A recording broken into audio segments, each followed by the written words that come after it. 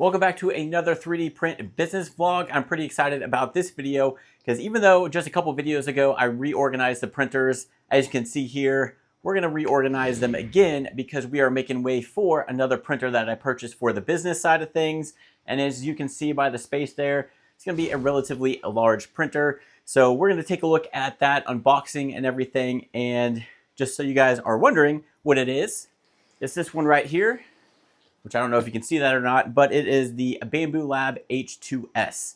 So clear transparency, I bought this. They did not send it to me, so this is something I bought for the business because I need another printer that can do multicolor printing reliably for the holiday season for my Etsy shop, and decided to go with this one.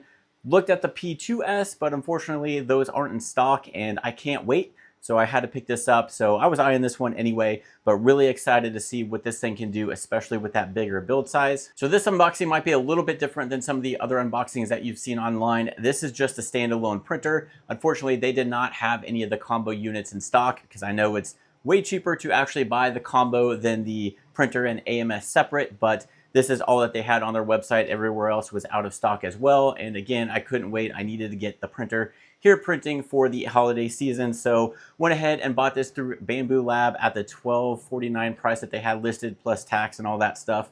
And then I went ahead and went to Micro Center and got two AMS Pro 2 units, which are under the desk that we're gonna hook up to this printer as well. So we're gonna see what the standalone unboxing is for this, get it set up and see what the first prints are like. So that way you can get an idea of what this printer can do out of the box. And as a relatively new person into 3D printing, am I gonna have any issues or not? So unlike other 3D printers where you basically just pull them out of the top, since this one is much bigger and heavier, we're actually gonna pull these clips off the bottom and lift the box up off the printer. So it's basically just pulling these tabs out.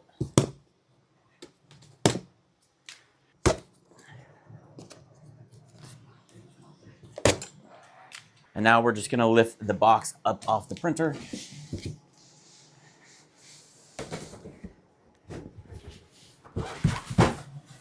And I do not have much space to work with in here. But we do have our setup guide here on top along with the accessory box and then some more foam.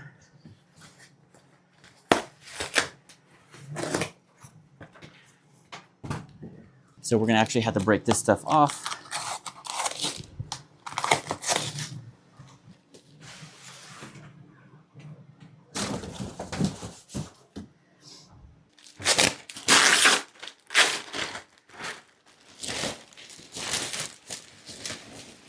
And they do have the glass top taped down inside of a box. So we're gonna have to remove this tape.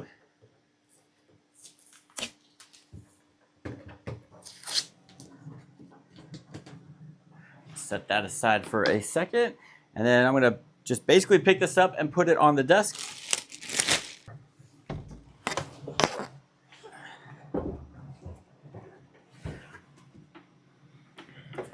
And there you go. I think it's definitely large. And then inside the accessory box here, we have the spool holder, a tube, and then we have screws and all the other accessories in that box right there.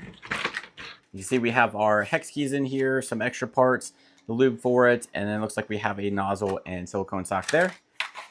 So we're gonna go ahead and use these hex keys to take out the screws that are on here.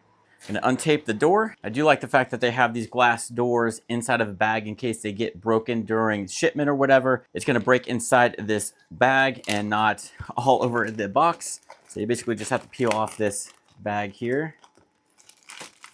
And the great thing about this printer is that the door does open all the way, which is really nice compared to the P1S. And there should be 4 screws. There's one in the corner here, this corner, and then 2 back here.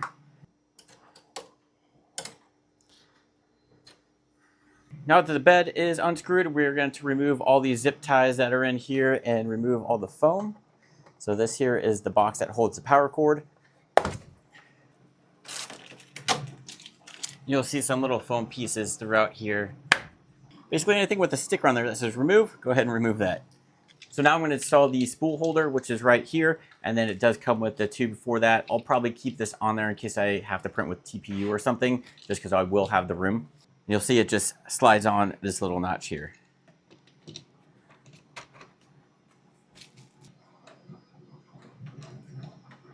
And insert the tube.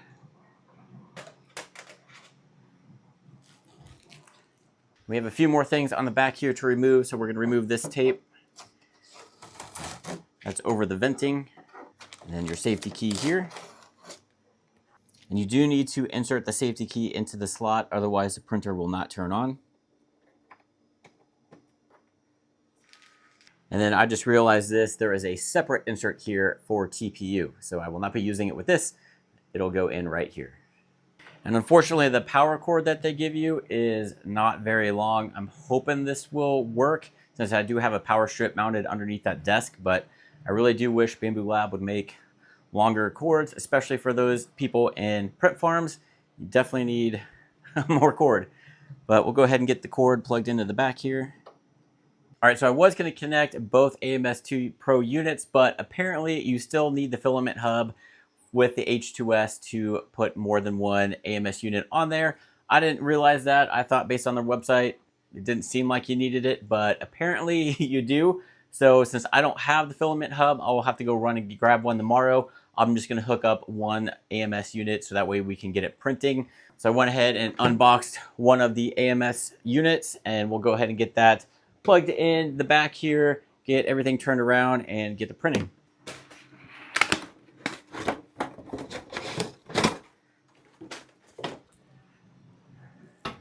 Go ahead and put the lid on that AMS unit here, and just go ahead and get this connected. Yeah, I assumed since it had two of these, one would go in each, but no, apparently you still need the filament hub. Sure, one here, kind of leave that dangling and put that into this top one. And then let's get this sucker turned around.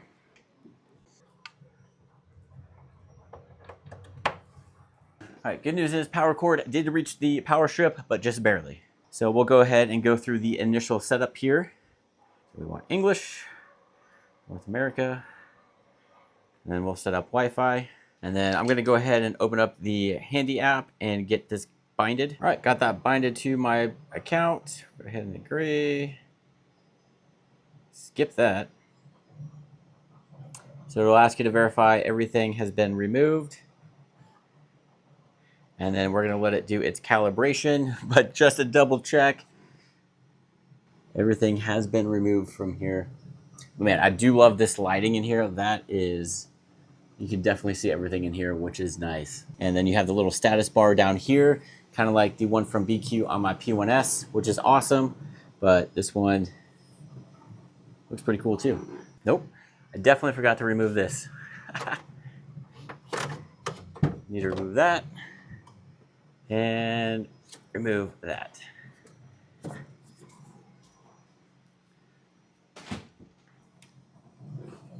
And there's a piece of foam under here that we'll get out once the bed lifts. And then this piece of tape. Okay, now I think that's everything. Hit start. All right, so calibration is finished. And we'll go ahead and get some filament loaded up and get a test print going. Looks like we are due for a firmware update, so we'll do that really fast. All right, now that that's done, let's go ahead and see what we have here to print. We'll just go ahead and do the Benchy.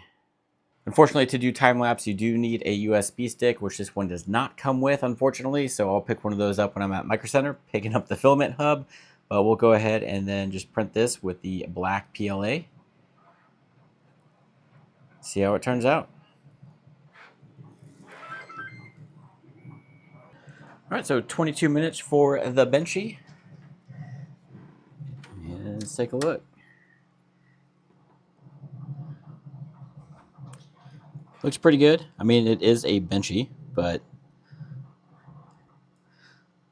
not too bad. Let's move on to the next print. All right, so now we're going to try some PETG. I have the spring here that I need printed out, so I'm going to do it with Bambu Lab PETG. So we're going to send this to print from the slicer. I do have the H2S added to my system.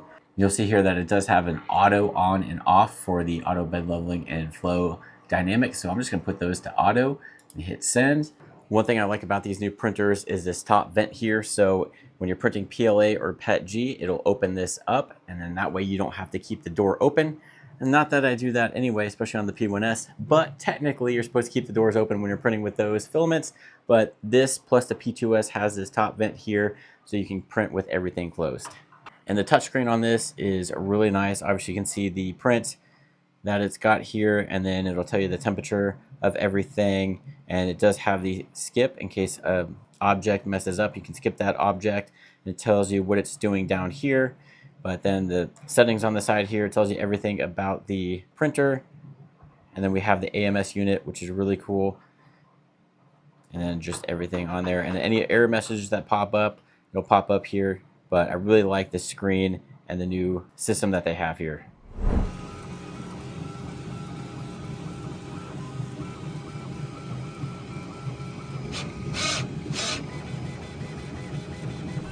All right, it is the next day. I went to Micro Center and got the filament hub that we needed to connect both those AMS Pro 2 units. And I also got a USB flash drive so we can do time lapses and get that installed on there. And then that spring print finished in PETG. It looks great. No issues there. I know you really probably can't see it, but I mean, pretty easy spring. And then I went ahead and printed out a toolbox or tool kit for the stuff that comes with the printer. I am actually going to print a top piece for that, but we have a different print to do before we do that. But it fits everything that came with the actual printer. Kind of nice and neat, and can pretty much do any color combo you want to. But the quality of this came out really nice. And no hardware was used. These just snap in together. So pretty cool print. Really impressed with how this one came out, and really everything that's come out on that printer so far. But I do have some orders that I need to fill for Etsy really quick. I did have an order for 6 of these Glencairn glass whiskey holders. I have 2 in stock. I need to print out 4 more. So I'm gonna try and print all 4 at the same time on an H2S and see how it handles. So let's go ahead and get both those AMS units hooked up. All right, so this is what the hub looks like.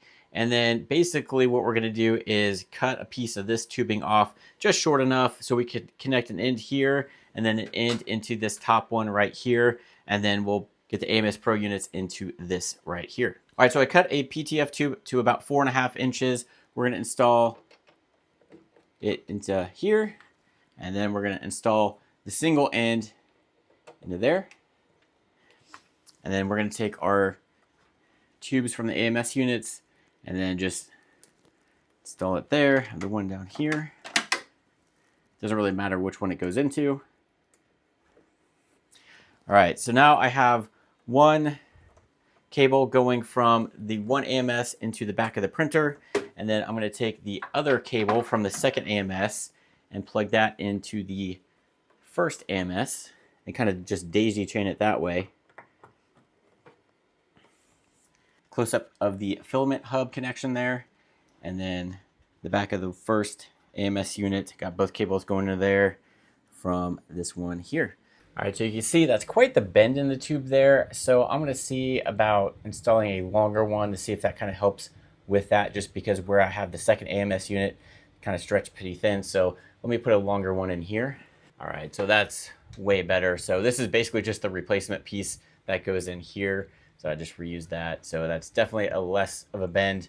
So hopefully that will work a little bit better. And of course we have a firmware update. Go ahead and do that real quick. All right, firmware's done, so I'm gonna go ahead and load up what we need. We need cocoa brown for the actual barrel color.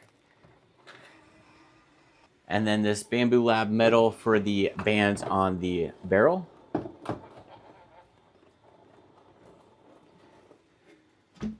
You can see it is detecting both AMS units. I'm gonna go ahead and insert the thumb drive and see what that does. So it looks like the USB storage is showing up here. I'm gonna go ahead and format it. And there we go. That should be plenty of memory for some time lapses. All right, so got the project file I need to do here. So we're gonna do 4 of these.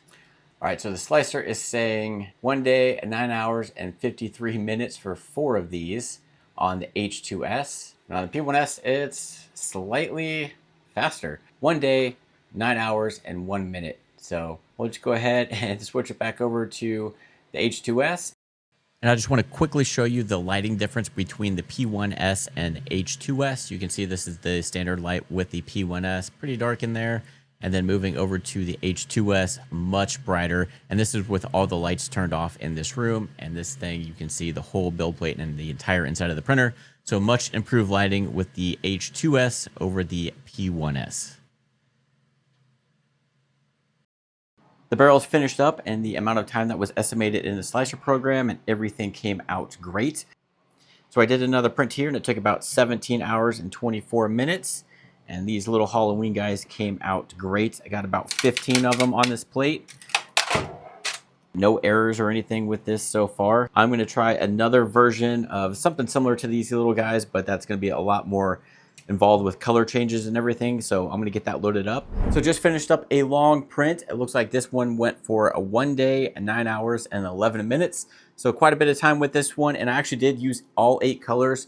As you can see, used every slot in both of these for this 8 color version of Leatherface, and everything came out perfectly. Everything looks great. Did take some time just because of that 8 colors, and there's 21 of them on here. Typically, unlike the P1S or even the A1s, I can fit about 11. So the fact that I can get 21 out of here, definitely nice. The next day. All right, so I did a couple more prints and everything went fine. And then I tried to start another print, and that's where I had an issue and kind of where I'm at now here with this. So basically what I was getting an error that it could not feed the filament in. Basically that it was saying that their motor was overloaded, whatever. So after doing some research and taking this thing apart, basically the filament comes to here and then just stops. It can't go past this point here. And I really don't want to have to take this whole filament buffer out. Before I take that off, I'm basically going to see if this tube just got out of alignment somehow. Jeremy with Figure Feedback had the same issue, and basically his tube just got misaligned somehow, and he was able to get that realigned. So I'm going to see if that'll happen. But I tried taking the external spool here, hooking that up, and again, the filament won't come past here. So as you can see, I got some filament loaded up here, and you can see it in the tube right there. And then once it gets past this clip here, it kind of stops and just kind of clicking. So I'm going to see about taking this tube off and maybe try to realign it somehow.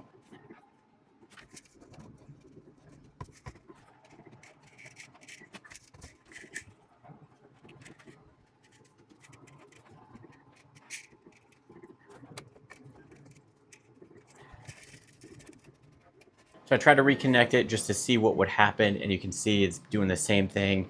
Basically, it keeps pushing this back because it keeps getting stuck right in there. And so this is the error message that does pop up, and it gives you that. So I got a little impatient, so I'm going to go ahead and take this buffer off and see if there's any stuck filament in there or if there's anything else I can see. So I went ahead and removed everything, took the AMS off, removed the PTFE tubes and the cover that's in here. And then all we have to do is remove these 4 screws back here holding that in. So we want these 4 screws here. And I'm just going to carefully remove this. All right, then it says to pry out this connector right here carefully. All right, that was not easy. All right, so now we're going to take this back off by removing these screws. All right.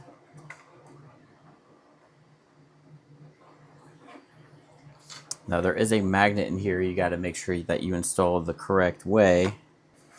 All right, so just looking in there, right here, I do not see any blockages in there at all.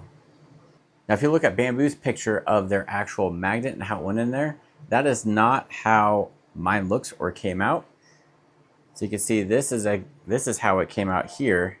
This is how it was installed on there. So definitely not how they have it pictured. Looks like it should technically be like this. So I don't know if maybe that was the issue. So since this is how they have it on their picture, we'll go ahead and try reinstalling it just like this.